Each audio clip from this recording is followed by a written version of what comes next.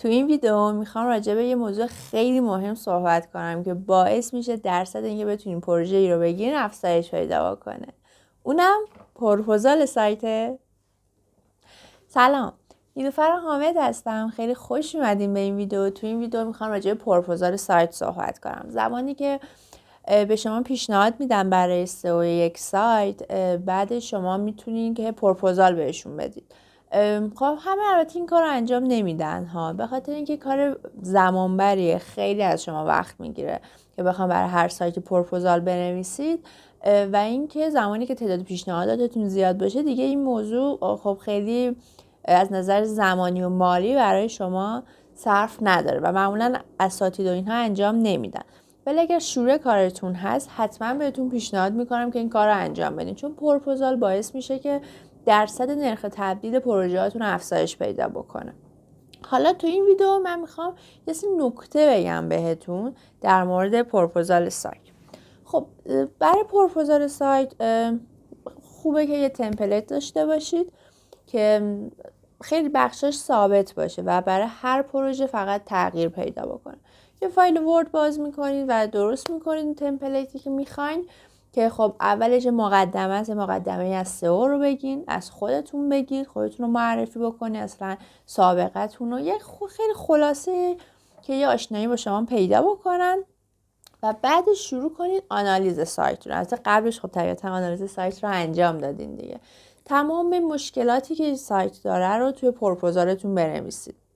چه ایراداتی داره؟ البته این مدل های مختلف داره پروپوزال ها. مثلا یه سری پروپوزال ها هستن کلی جدول دارن که توضیحات زیادی میدن. من نظر شخصی اینه که کارفرما نمیشینه مثلا 40 صفحه پروپوزال رو بخونه، اونم کلی متن و اینها.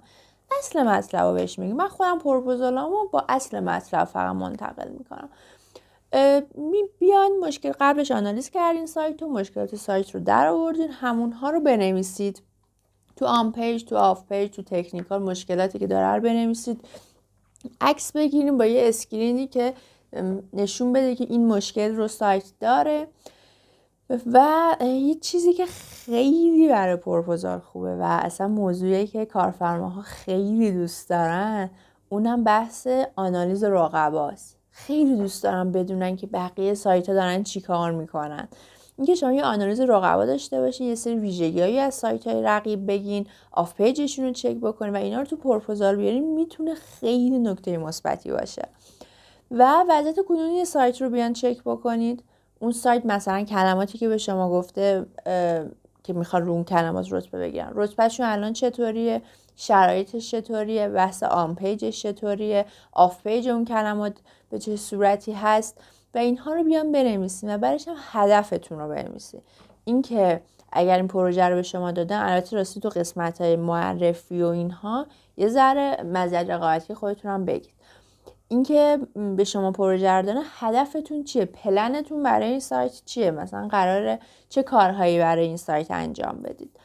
و در آخرین مرحله هم که بحث قیمت گذاریه و کال تو اکشن. کال تو اکشن یادتون نره، آخر پروپوزالتون یه کال تو اکشن قرار بدید که راههای ارتباطی با شما باشه، یک اقدام به دعوتی داشته باشید.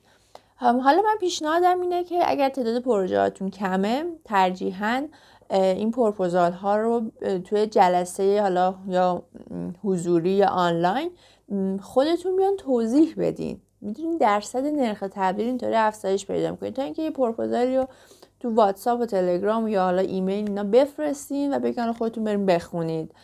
خیلی اونجا ممکنه درصد اینکه اینقدر زمان گذاشتین یه پروپوزالی رو نوشتین شاید اونقدر بازخورد نگیرید. اینکه جلسه داشته باشین خیلی بهتر، اعتماد سازی بهتری میشه، قشنگ میتونین توضیح بدین همه بخشا رو. وقت خیلی از کارفرما اصلا چک نمیکنن، شما وقتی میفرستین نگاه نمیکنن، گزارش‌های ماهانه رو نگاه نمیکنن اصلا.